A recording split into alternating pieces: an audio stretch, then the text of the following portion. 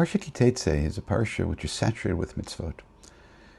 An initial look at the parsha before we look at any kind of commentaries or midrashim leaves us with the feeling that there's not necessarily any kind of a sequence. Just seems to be lots and lots of mitzvot. Rashi, a number of times in the parsha, will point out how we could have a mitzvah or a mitzvah, avira or a avira, where there is some kind of a logical sequence where one thing can lead to another.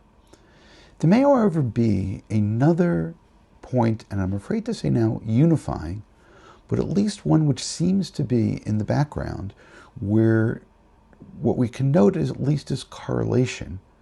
Sometimes we need to note there's a difference between correlation and causation, but at least first note the correlation. What I'm pointing out is that both linguistically and thematically, there seems to be a connection between various mitzvot in this week's parsha and narrative which took place in Sefer Bereishit. I'm not going to go through every single example, but I will encourage you simply to read through the parsha with Bereishit in mind. And I think you'll come up with more than I'm going to state right now, because there are more. The easiest ones would be a person who has two wives. And then the person, when it comes time to declaring who is going to be the firstborn, one chooses from the wife of the loved wife and not the wife which is quote-unquote hated. One can't miss, unless we do, can't miss the echoes, as it were, of Sefer Bereishit, Yaakov, Rachel, Leah, Reuven, Yosef.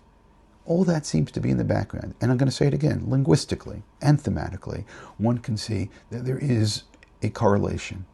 If you continue, you have other examples of the son who is told not to climb on their father's bed, which is exactly what we find Reuven doing until Chazal tell us that's not what he did. But again, linguistically and thematically, we're going to have a connection over there.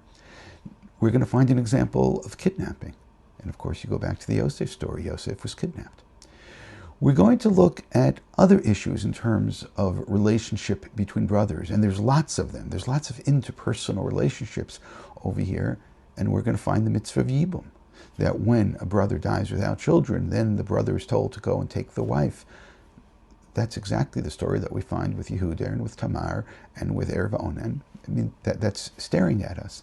And I'm going to say it again now, that these examples I just now gave, I don't know how one can ignore them. It's not like we're working too hard in order to observe them.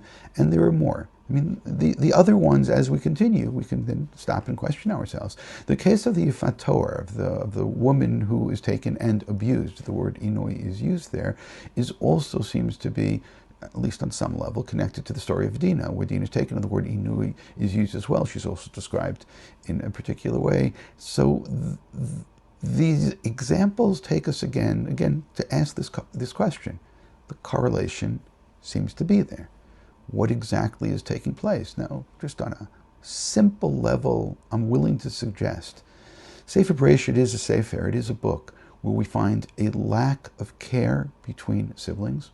We find from the beginning of the book, moving towards the end of the book, siblings who are not necessarily getting along with one another the way that they should. In Sefer Devarim, and specifically here in Ki Tetze, we find a taking of those stories of the dysfunctionality and turning them into legislation, where the biggest and most important aspect is of brothers taking care of one another, and we're being commanded to stay away from those major dysfunctional types of behavior because, and I don't know if I have to say because dysfunctionality is one which leads to absolute brothers not getting along with one another, which leads us down to Galud, which again in a microcosm is that story of Yosef.